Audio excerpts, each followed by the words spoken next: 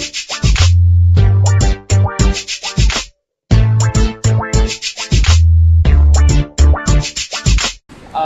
first off, before I talk about the product we created, the question is why do we even care about video games? All right, it's a little counterintuitive to us at this stage, but video games have become the predominant entertainment industry in the world, and we're focused kind of on the left side of the brain. But if you really look at what video games have done right now, the market size for video games globally is 40 billion plus. It's a huge market with a 20% growth rate. Makes a very big pie for everybody. Here's just some quick facts for you guys, and this was surprising to me. The Guinness Book of World Records for the largest entertainment launch in a single day is not a movie. That's Spider-Man 3 at $60 million. It's not a book. That's Harry Potter 7 at $220 million. It's a video game. Grand Theft Auto made $310 million on the first day of launching. All right? So this is not a joke. I mean, I'm talking about the industry itself is something that we really should think about as an industry for us that we want to be in. Could I get the next slide, please? All right, so addressing that market, addressing that opportunity and industry, what about gaming in Pakistan?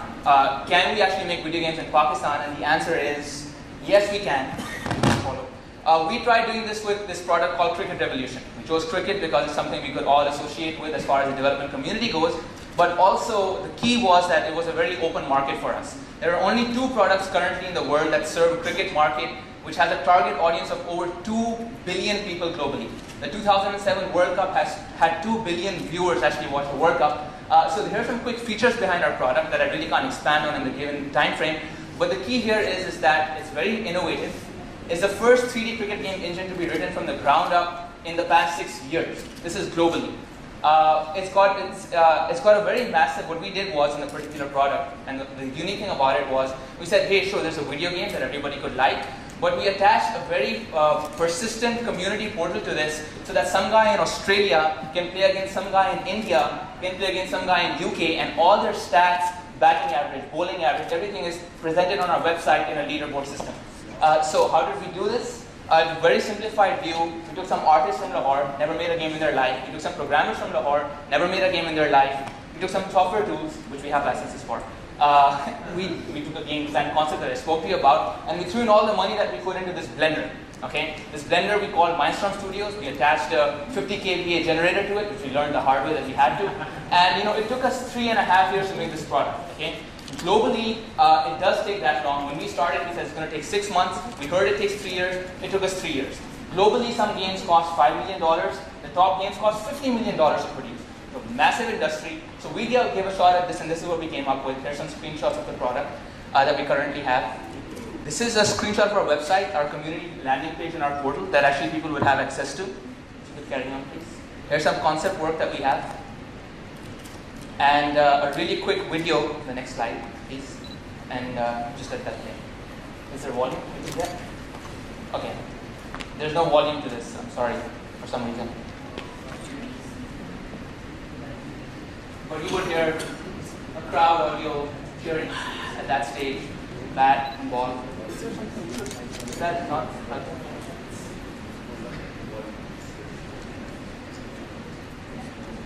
It's connected. Guys, could you give me a sec? Sorry. It might be my... Unfocus and break through your mic. Yeah, I could do that. Because I can hear see the bars.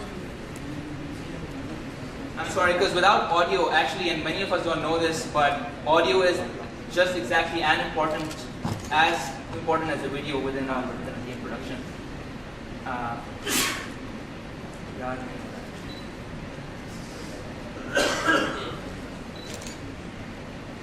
So glad that you have headphones. Here, let me just give you guys.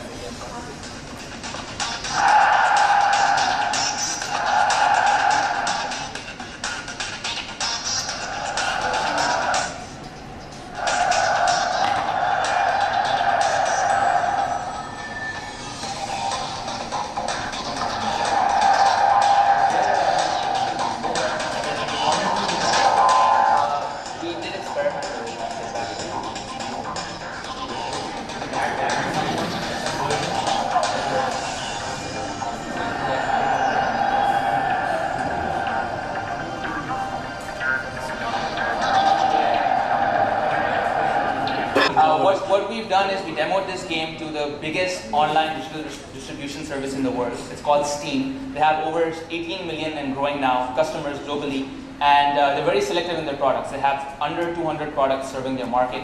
They selected Cricket Revolution as one of their premium sports products. So it is available right now to be sold on Steam.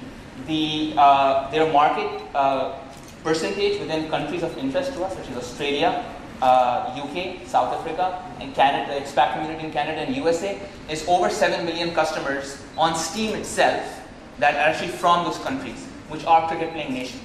Other than that, we signed a retail distribution deal with a traditional publisher in the United Kingdom.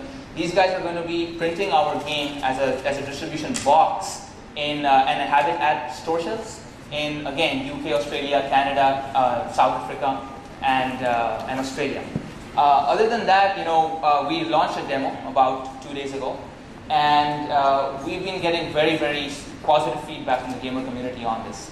Our site is fairly young in terms of the updates that we've had in the community portal. So the traffic we're driving to our site on a per day basis is about 1,000 users now, roughly. It was 850 day before yesterday, but that's increasing. But that's interesting because if we end up with about 25,000 users coming to our site for a PC-based core cricket game, the conversion for us is fairly good because the game sells at $25 internationally. So you guys can do the math. We're hoping to actually hit upwards of 100,000 customers. With the current feedback that we have, we're hoping that it will be actually a successful business model for us. Okay. Yes, Imtiaz? In-game advertising, that has been significant development in most countries. Yep. Has that been factored in? Yes, that has. When you play our game, as I mentioned, the community portal that you have, there's actually a link that you access to log in, just like you log into Facebook or your email. You log into our community portal from our site, from within the game itself. That community portal is completely live and updated with banner ads that are served to the portal that we're selling sponsorships for. We're already in talks with multiple sponsors globally and locally that are actually interested in sponsoring the product. And on the portal itself, not only will it update the banner ads, but I have a whole presentation where it updates the uniforms, the ground itself, the drinks card, stadium, the third umpire logos. All of that gets sponsored by real-time sponsors that we can actually serve ads to on a regular basis. It's a very new model for us. We're experimenting, but we have interest from a couple of very interesting sponsors actually that you'll hear about shortly. Any other questions? Any plans to add that live commentary? So we implemented a commentary system. All right. Here's the feedback on commentary on the past 2 products that serve the market. They have over 10,000 lines recorded from 4 international commentators. Over 10,000 lines of commentary recorded from 4 international commentators. The feedback from all gamers is that, dude, this sucks. Okay. All right, and we were like, oh wow, okay, now if we get one guy to record maybe 1,000 lines, I don't think we're going to do better than those guys.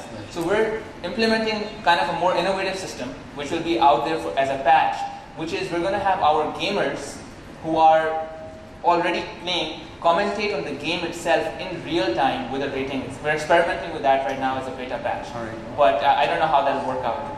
So we're trying some innovative systems. All right, I guess No, one no. last question.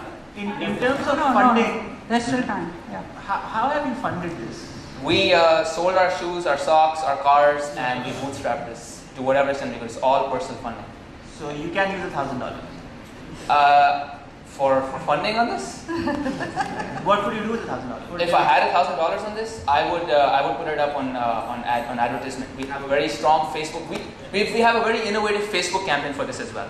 So all our stats, your batting average, bowling average, gets published to a Facebook application for Cricket Revolution that will be launched on the 20th. So now when you score a century, all your friends on Facebook are going to say, oh, Babar scored a century. Check it out in Cricket Revolution. Right. So now I'm going to start driving traffic to the product itself through social media marketing, hopefully. So I would put it on advertisement. All right, guys. Thank you. Thank you so much.